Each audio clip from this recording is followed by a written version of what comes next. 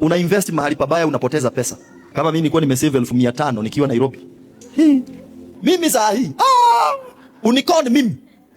Vile nimekoniwa ninakuwa na jicho la tatu. Maana nilikuja nikaambia my wife, nilipata mtu church. Kwanza church ndio unapatana na watu wanakupatia mastori. Acha nikwambie niliinvest mahali. Ngapi? Sasa mimi nilipata mama fulani church yetu. Akaniambia acha nikwambie kuna mahali nimeinvest. Ilikuwa inaitwa VIP. Akanitolea picha kwa simu. Unaona hii nyumba naweka roof. Unalipwa mara 3. Nikamwambia una invest kama ngapi? Ananiambia ile unaweza. Tulikuwa na pastor rafiki yangu hapo, si unakumbuka? Tunaambiwa yeye naona anakondoa macho. Nikasema huyo mama, nikamwambia na huyo mama anakuambia na ujue usipofanya haraka. Unaona hii mambo ya haraka. Usipofanya haraka hiyo nafasi itachukuliwa. Nikamwambia haraka niko na 1500 mahali. Akaniambia hiyo hata ni kidogo. Pastor rafiki yangu akasema yeye sasa hivi anishinde. Akasema ako na milioni. Wewe tulienda kama kondoo za kuchinjwa huko tukipeleka. Maifa akanikataza. Unajua? Akaniambia ngoja kidogo tuone hao wakiinvest. Naambia no. Ujue wanaume tumeumbwa kuona mbele. Wewe acha kuona hapa, unaona hapa. Mimi nataka utajirike na unaona hapo. Sasa niliona mke wangu ameniambia tutatajirika. Ngoja uone. Nakujengea nyumba. Nikaenda hiyo ofisi ya VIP. Wasichana fulani pale. Sorry munisamehe, wanatafuta wale wasichana wako na wanapita huko hivi. Nakwambia unakaa hivi ukiona na mdomo.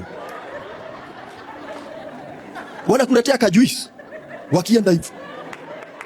Na wamevaa red. Unajua mwanaume na kala red wewe inatusumbua. Tunakuwa kama ile dume. Unajua ile dume inayekiangwa red hivi inapita.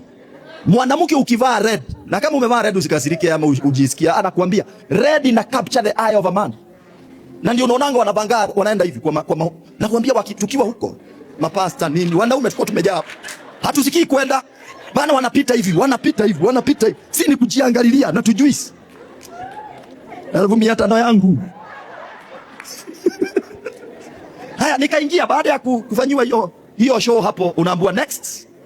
Nikaingia nikapata boss ana saa ya dhahabu. Ofisi inanuka marashi. Anazunguka na kiti hivi. Akaniuliza welcome pastor, welcome. Akaniambia how much do you have? Nikamwambia half a million. That's very little. Very little. Namwambia sorry sir. Yaani paka sorry, I'm sorry. It's the only that I could. Ananiambia no, I can't take that. I can't.